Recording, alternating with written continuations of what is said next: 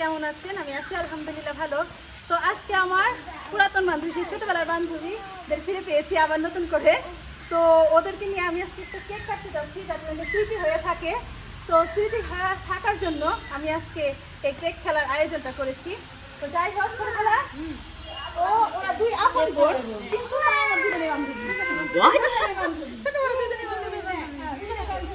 আর এটা আমার রাজা বলতেছে, এটা আমার হলো হাফেজা রাজা থেকে মিস করতেছি। তো আজকে এটা আমি এখন হবে না, সবাই বাচ্চারা হাত তালি দিও। পুরাতন বান্ধবীকে ফিরে পেয়েছি।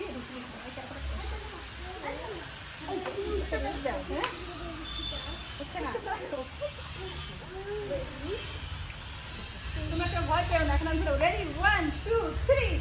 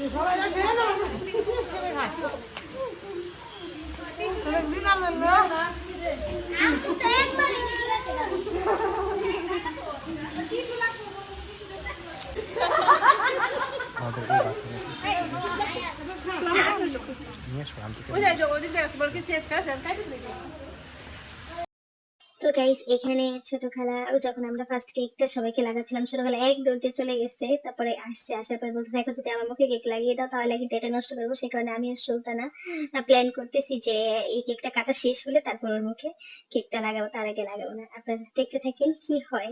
সবার থেকে বেশি ওর মুখে লাগানো হয়।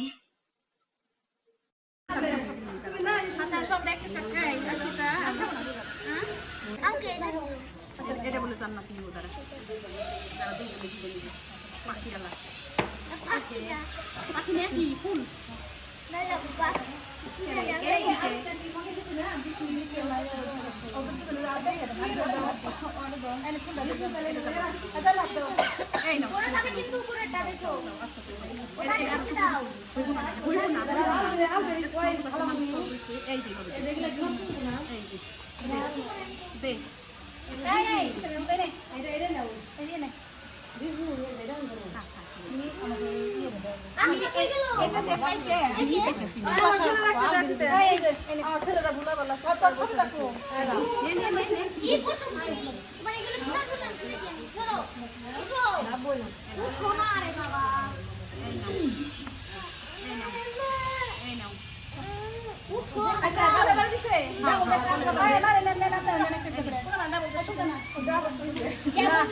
আমি আমার দানে একটা নিয়ে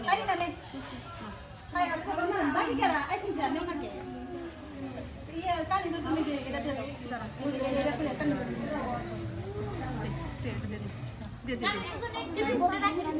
বোর্ডে বোর্ডে মেরে থাক তাহলে এটা থাকে একটু থাকে নে এটা সবাই দিছো হ্যাঁ একটা একটা সবাই খাও ওই বুঝো বলবে ওই কাকি কাকি কি বল আমি না মেয়ের জন্য মাপা মাই তিনটা নানু জানা কো খাও তো ওই থাম হ্যালো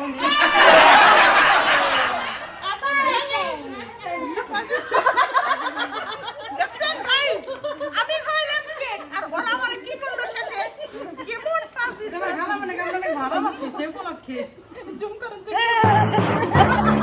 এটাই থাম্বনেল দিয়ে দিবেন বুঝছেন ও নো মান না দে লাভ ইউ তুমি কি মনে করছো সুলতানের হাতে সারা বাবা তোমারই বেশি লাগছে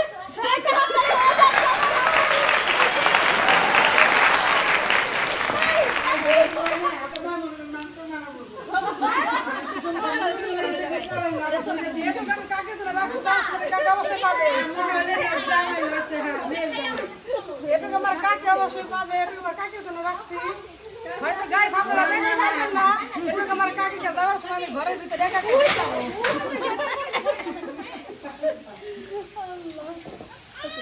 যা খুব খাইছি তো গাইস আল্লাহ হাফেজ আপনারা প্লিজ আমাদের একটু সাবস্ক্রাইব